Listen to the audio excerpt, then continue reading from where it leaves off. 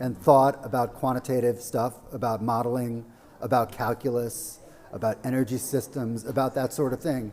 And about 5 to 7 years into your career, you're like, I want to go pretty hardcore quantitative. I want to do modeling. I want to take a calculus class.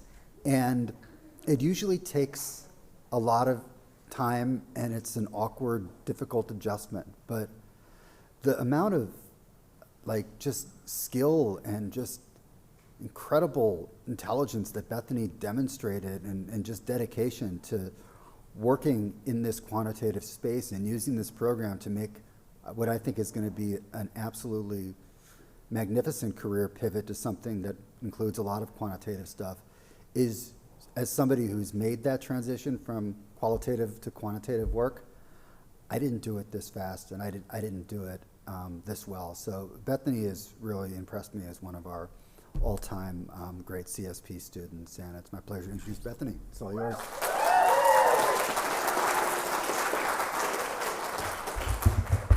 Well, thank you, Corey, for that lovely introduction. And before I begin, I also just want to express my deep gratitude to my entire amazing advisory committee, just for their generosity of time, patience, and just insights in everything, as well as, thank you to the entire cohort for listening to me rant about power grids for the past year. I so appreciate it.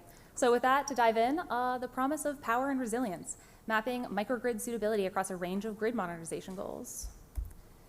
So, brief outline of the next 15 or so minutes of your life. I'm going to talk about, my project, the problem and proposed solutions that this project is addressing, as well as my research, the results I found, and bringing that kind of back into the real world.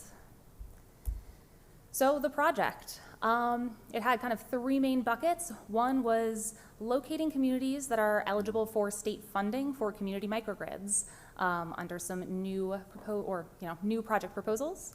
And then figuring out, okay, where should we put these microgrids? What are the most optimal locations given different goals that people have for them?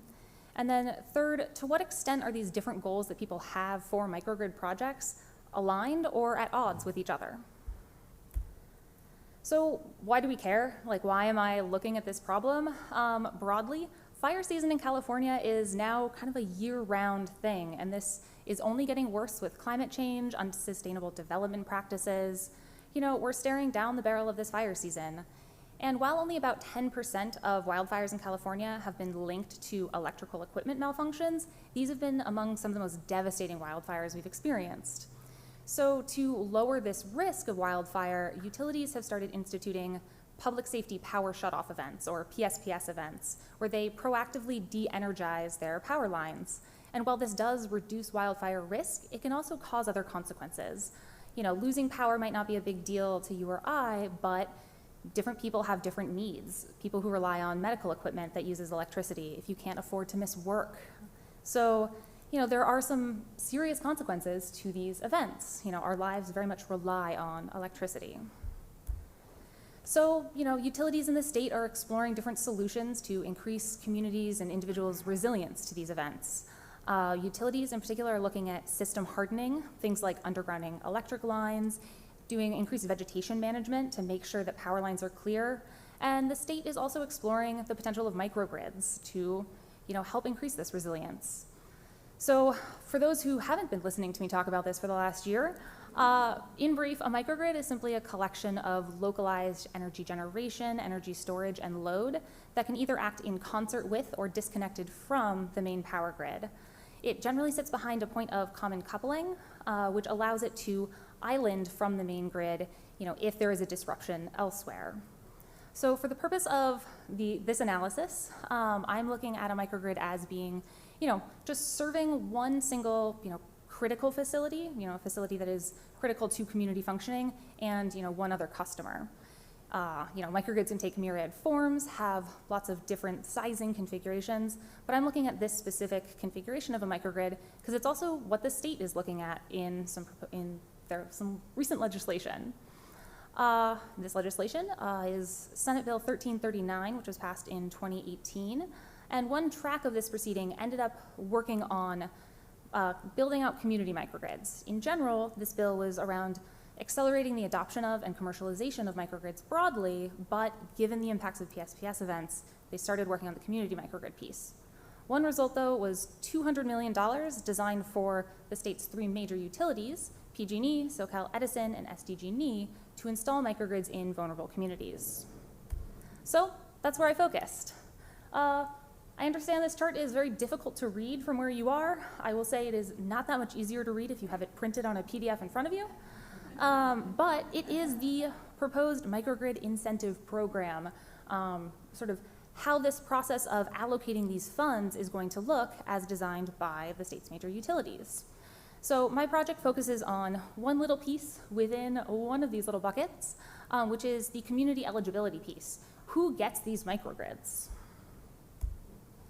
So to figure out that question, I looked at the eligibility criteria that was outlined by the utilities. In general, for the community eligibility piece, and keep in mind there are other eligibility pieces on the technical side and elsewhere, these are in 2 major buckets. The first one being vulnerability to outages. How likely are you to lose power? So the criteria are high fire threat districts, as outlined by the California Public Utilities Commission. They're having experienced a previous PSPS event. And represented by those little squiggles on the end, they are the 1% worst performing circuits in each of the utilities' service territory. If you're served by a worst performing circuit, you have generally historically lower levels of power reliability. The second bucket of criteria is disadvantaged and vulnerable populations. The state has these equity goals. They want microgrids to serve those who need them most. So to define a disadvantaged or vulnerable community, the utilities used those in the top 25th percentile of the Cal EnviroScreen score that Hannah told us about earlier. They also included low-income populations as well as those living in rural areas. So the idea was you have to hit at least one criteria from each of these 2 buckets to be eligible for this microgrid incentive program. But along with these eligibility criteria, to explore the other questions that I was asking at the beginning of this project, the idea of most suitable locations for different goals, I also looked at some other criteria. I realize this is a little overwhelming. There are a lot of criteria, but each criteria reflect a different goal that somebody wants a microgrid to achieve. And generally, they reflect vulnerability to outages like flood risk, earthquake risk, things like pollution. Can we lower pollution with microgrids, as well as integration capacity of different electrical lines and the locational marginal price of energy. So how did I conduct this analysis? I started by I built 2 distinct but related models, the first being this eligibility model. So going back to those criteria we discussed on who is eligible for this funding, I overlaid the different criteria in each bucket, fed them into this model, which then outputted the intersection of each bucket, which left us with this beautiful map of, where in California is eligible. On the suitability side, where's the most optimal location for these microgrids? The model was a little more complicated. Same general idea of the different criteria being different layers, but they were each, first internally transformed to be on a common suitability scale, which means basically, different data sets are going to have different ranges of numbers, and you don't want a data set with just huge numbers to overwhelm data with smaller numbers. So they were transformed onto this suitability scale, which is between 1 and 10, fed into this model, and then each one was given a different weight based on its importance to the criteria I was looking at, or the ultimate goal I was looking at.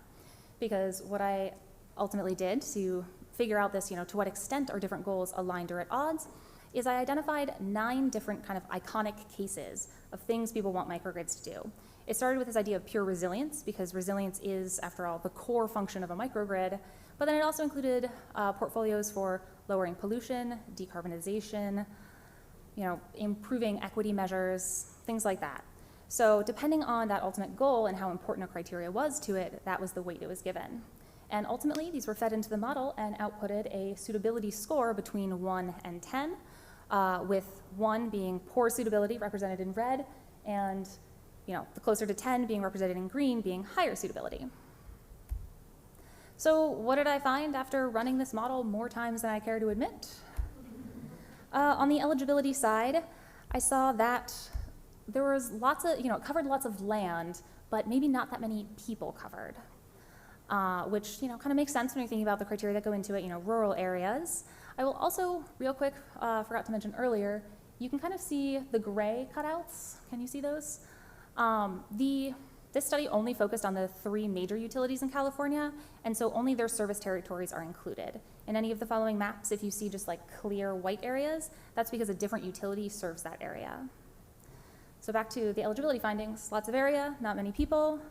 And then I did notice that the communities that were likely to be eligible were the ones who probably had the fewest resources to navigate a complex process like the one required to get a microgrid. This struck me, it wasn't surprising, but it did mean that the program really needs to help communities access these funds.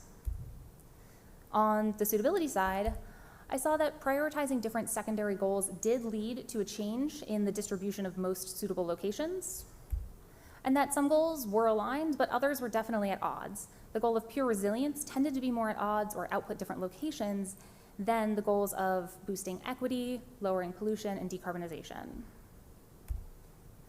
So some of the most interesting results to me were when you zoomed in a little closer. I was doing a state level analysis because right now microgrid policy is at the state level. But you can zoom in on these smaller locations and see, all right, what does that shift look like? There's a pretty noticeable shift in rural to urban suitability depending on what goal you're prioritizing. So this is the area kind of around Los Angeles. I will say LA is mostly served by a different utility, so those are the big white cutout areas. But you see in the pure resilience portfolio that those areas are generally considered unsuitable for microgrids. But when you look in the decarbonization portfolio, and this is also true of the lowering pollution portfolio, the area starts to light up green. It becomes more suitable. So, and this actually seems to reflect real world conditions. The other map here you see is actually the distribution of fossil fuel peaker plants. LA has a lot of people, they require a lot of power, so there are a lot of power plants that turn on, emit pollution in the area. And so if you can put a microgrid there that can bring on new clean generation instead, you can maybe lower some of that. So what does this mean for kind of bringing it back into the real world? Can I translate these findings back? So I would say that achieving multiple co-benefits does seem feasible for a certain subset of goals, but different locations are probably going to require different policy priorities.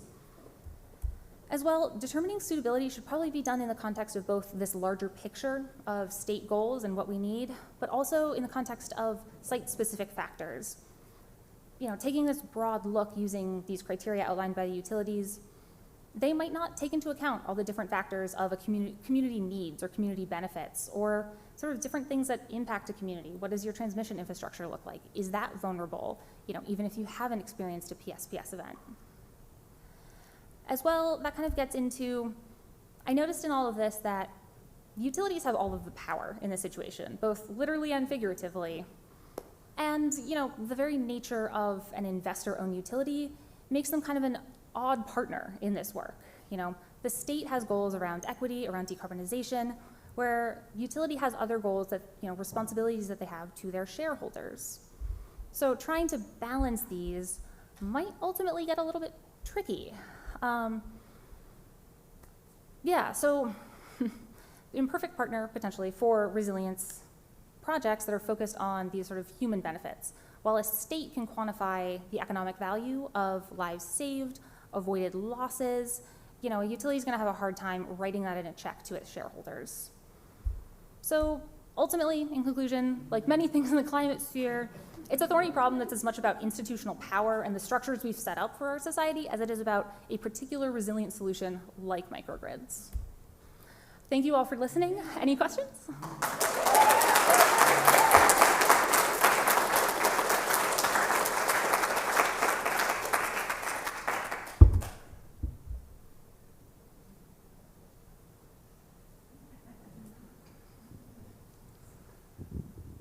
Great presentation, loved it.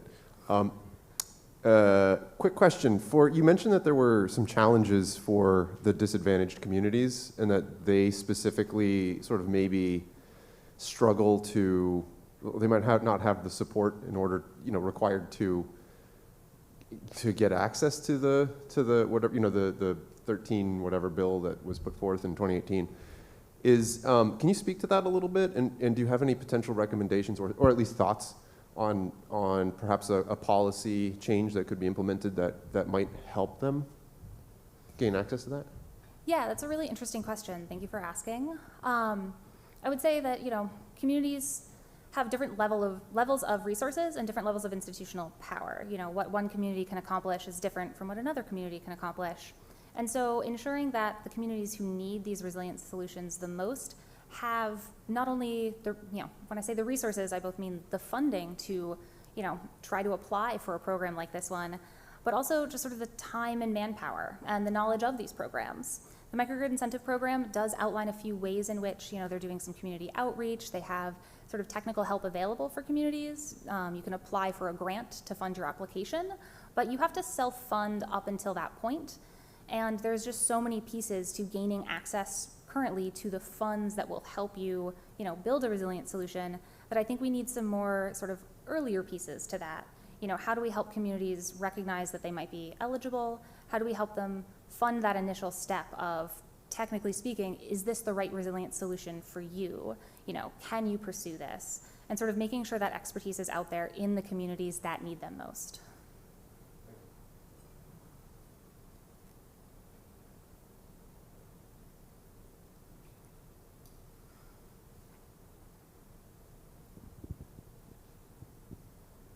Great presentation. I'm curious how you see this microgrid program, I guess, kind of working together with community choice power options. Yeah, thanks. Yeah, that's a really interesting question as well. Community choice power, for those unfamiliar, it's, instead of getting your power, directly from the utility, you have a community choice aggregator. You can buy, clean energy from them. I think there's a lot of interest in community choice aggregators, perhaps, running microgrids. I was definitely fascinated by this idea early on. Currently in law, a community choice aggregator can't sell power over, a public right of way, so over a public roadway, or else they turn into a utility and then are subject to all of the utility regulation. So, potentially changing this piece of the law or finding another way to work community choice power into that microgrid equation, because the ownership models of microgrids are currently a really interesting question, because right now it seems like if you want to have a microgrid that's larger than basically a single building size or a single building and maybe one other customer, you have to work with your utility. It has to be the utility who runs it, manages it, starts it up, because they own that infrastructure and they have the rights to sell that power over those public rights of way. So TBD on that one, I think. Thank you.